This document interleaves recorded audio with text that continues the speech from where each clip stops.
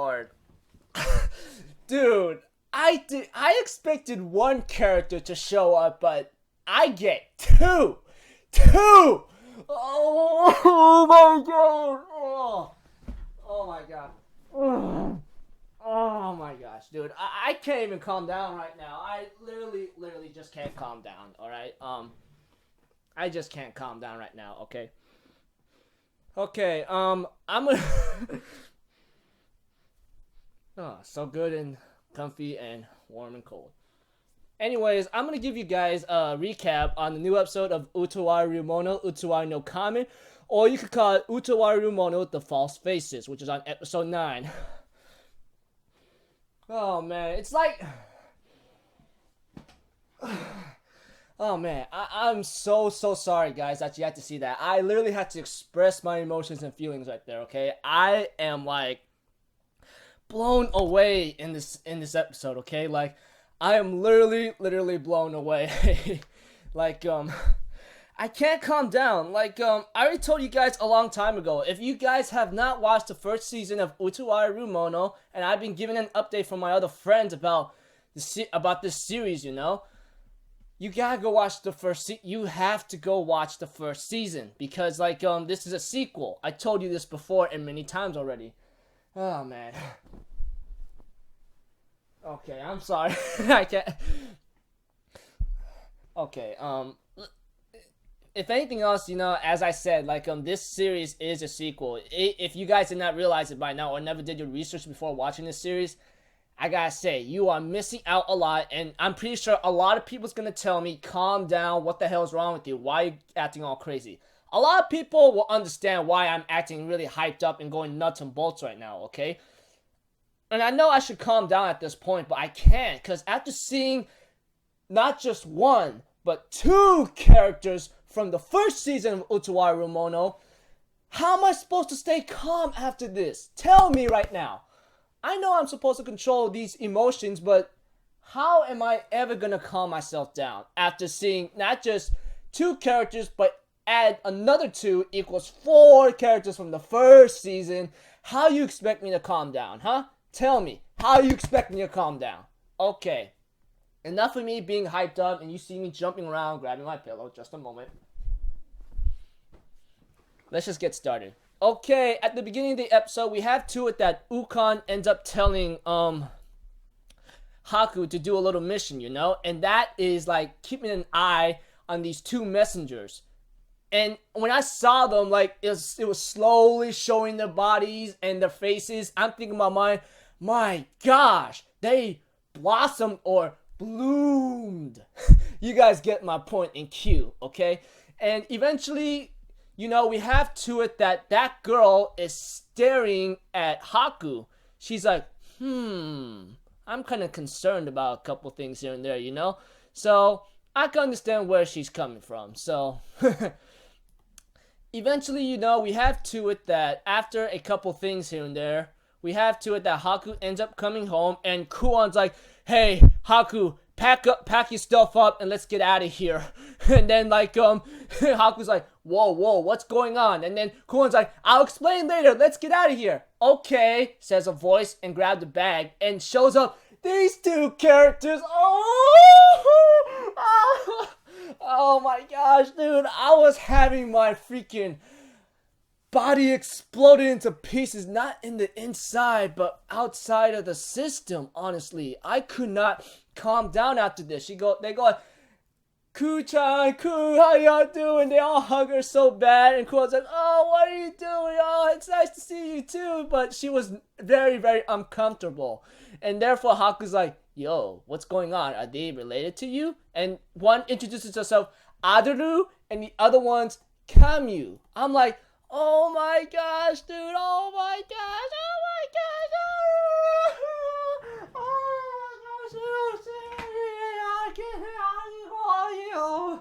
I'm sorry that you had to hear me gibber and squirm, okay? I can't calm down after this. Eventually, as the episode continues on with its procedure, you know, we have to it that Kuon tells Haku, you don't understand these two, okay? You think it's not a bad thing to see these two, but they are the most overprotective sisters or mothers I ever had. Eventually, you know, when Kuon was washing her hands, to go like, did you dirty your hands? She catch a cold. Hey, blow your nose. Hey, you need help doing this? Oh my gosh, dude, it was just funny. When it came to dinner time, like, Kuon's like, oh my gosh, dude, I'm like, oh my gosh, dude. I can understand where Kuon's coming from. She's really being uncomfortable for the time being, you know? And so forth. Not only that, we also get to know a little bit here and there about like Haku talking to the other kid, you know, which I forgot the guy's name, but I think Kiryu? Yeah, Kiryu. They end up talking to each other, and Kuon's like trying to message like Haku, can you please pass me this? And then Haku's like, oh, okay. And then he eats it along with Kiryu, and Kuon's like, oh, I'm so dead. When it came to bath time, oh my gosh, dude. That's when Kuon, Kamyu, and Adoru came out, and they go, it's time to see us how you blossomed or how you grew. Can't run away. And therefore, they grabbed onto Kuon, and then they go, what are you doing? Even Kiryu's like, he can't even handle himself, you know? And Haku's like, you're the same as always. Kiryu's like, what are you talking about, same as always, okay? It was funny and hilarious, that is for sure. That is 100% for sure. And you know, Kamyu and Adoru actually got something for Kuon, and this made her more upsetting. Even like one of our funny little even a little small Neko-ne-chan is like, so this is one of her uncomfortable weaknesses, huh? I'm thinking in my mind, yo, girl, you have not seen nothing yet, you know?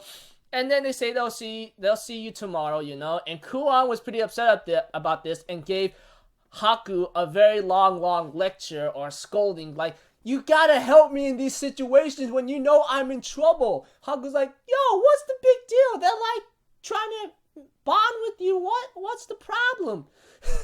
It was just funny. Like, I can't even stop laughing, and I was just like laughing hard. The first laugh was at the dinner scene, you know? And then when it came to like Kuon getting upset, you know, the next day she went off missing. Even Kamyu and Aru was like, hey, where'd she go? She left the notes like, I'm done with you, I'm out of here. It's like this thing like, I'm done with you, I'm out of here, you know? That's what Kuon says. And later on they go like, hey, could it be the man that actually did something bad to her? And then Haku's like, hey, if you're so concerned, maybe you should focus on that guy then, you know? And Kamyu and like Aru's like, gee, you're gonna help us find Kuon and Kuchan now. And going, hey. Oh yeah, forgot to mention about like the other. Let me see here.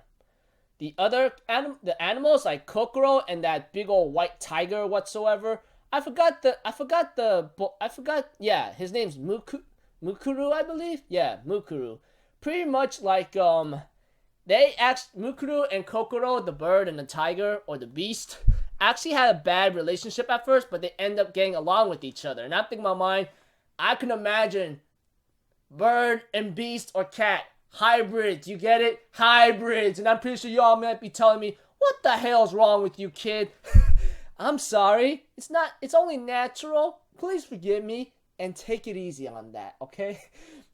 Speaking of which, Kuon's trying to enjoy her day without the sisters like Adoru and Kamyu, but apparently she's being followed by Haku and the others with Mukuru's scent, you know?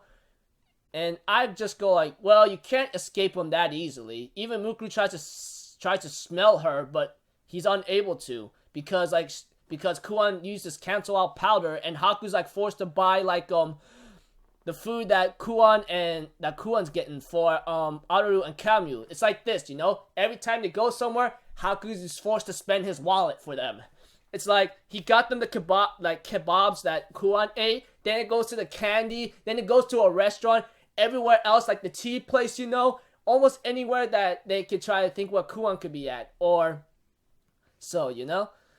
And when they got into a bookstore, which Haku tries to leave, Mukuru's like staring at him, where the hell you think you're going, with that kind of face. You guys know what I'm talking about. Oh my gosh, it was just hilarious. Like, seriously, I was just laughing my butt off so bad right there. I'm like, you can't run, man. Good luck with, you could try running, but you can't really even, you can't run. You could try to run, but Mukuru is gonna go after you, you know? That kind of thing. And eventually, you know, we had to it that, Camus and Aru's like, wow, Kuwan's actually into this? Even Kuwan was like, what the heck are you doing here?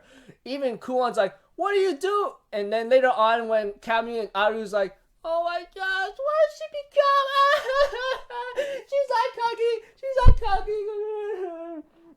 all grown up. Yeah. But later on, when Haku's trying to leave, Kuwan appears right in front of him, goes like, what the heck are you doing here? This is the first bookstore I'd come to. And Haku's like, this is my first bookstore too, so what's the big deal, you know? And later on, like, we have to it that Camus and Aru finds her and they hug her and they go, oh, we were so worried. And then Kuwan's like, oh, okay, I'm sorry for worrying you. Yeah, my room's kind of cold and then so forth, you know, forgive me.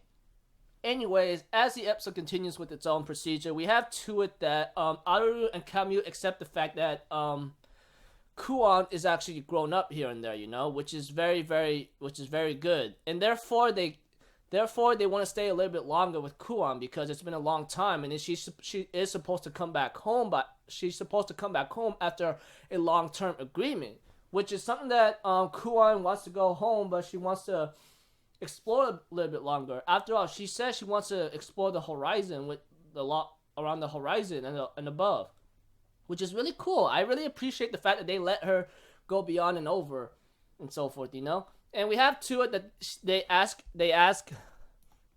her friends Atsui along with like let me see, Ruluti, and then many got a little sneezing thing. We have to it that they say, please take care of her, and they tell Haku, which Kuwan names him, to take care of her. And they say, make her cry, and you will regret it for real. And therefore, they even warned him. He goes like, okay, I got it, you know? Even he's afraid of Aru and Camus. And the moment they stare up in the sky, they actually see, let me see here, Kurarara, I believe, along with Toka. Oh my gosh, dude. It's like, Karura and Toka like nod saying that Kuwan's all grown, you know, and therefore they are known to be messengers that goes to the princess, which I believe is Anju. Yeah, her name's Anju, and they want to make a forming friendship with the nation they have, which is Tuskuru, along with like the Yamato country, you know, which is understandable. I mean, they want to make a strengthening bond, if anything, to work together or make an alliance or a friendship. You know, you guys get the cue.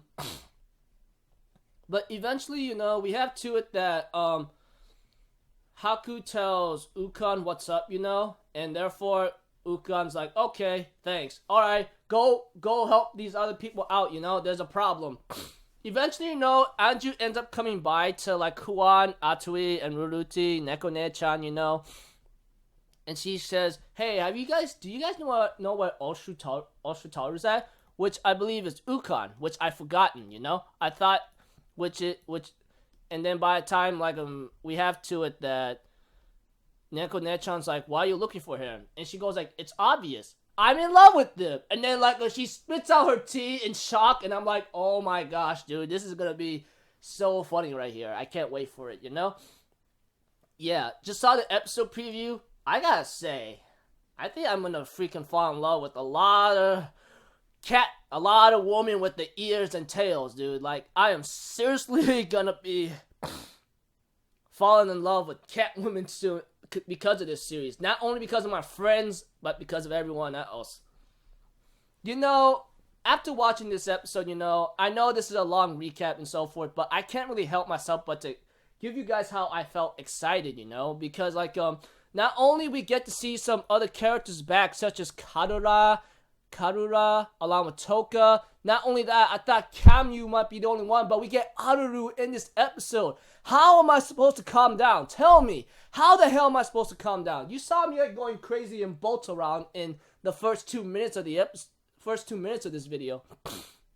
So yeah, I'm really sorry. I mean, it's something that I can't like control myself. You know, like you see these characters from season one that if you even watched it, and then you fall for them. Like you grow attached to them, and you see them coming back in the next season or so, even after for a long time. Because if you all remember correctly, like the first Utawarerumono is like from freaking like 2006. You guys realize that, right? And now it took about like how many? It's like how many years? Like 9 years at most. Yeah, I think like 2006 to like 2015, like 9 years you have not seen these characters, and you could only watch these characters like in certain episodes from 2006. And 9 years later they come back. How am I supposed to calm down? I mean, I watched this series like this. I started marathon this first season this year, but I can't even imagine the fans going like, I want to see these characters for a long time. You know, if anyone played the game, I'm pretty sure I can understand how you feel, because 9 years or many years have passed, and you see here it's coming back here and so forth. So yeah, I actually had a lot of excitement, watching this episode. I was laughing, I was going crazy in hell. So yeah, pretty cool. So overall, I gotta say, like, I had a lot of fun watching this series. I have a lot of fun watching this episode. There's no denying that. You saw me going crazy, and I'm going crazy on both, you know. So expect this video to be up a little bit late. So until then, I'll see you guys in my next video or so, okay? And a lot of my other videos. Until then, I'm Alpha Zero. Have a good day, and I'll see you guys next time, alright? Peace out. Bye-bye. I'm so glad to see you, Kamen, and Aru. Woo! I love you.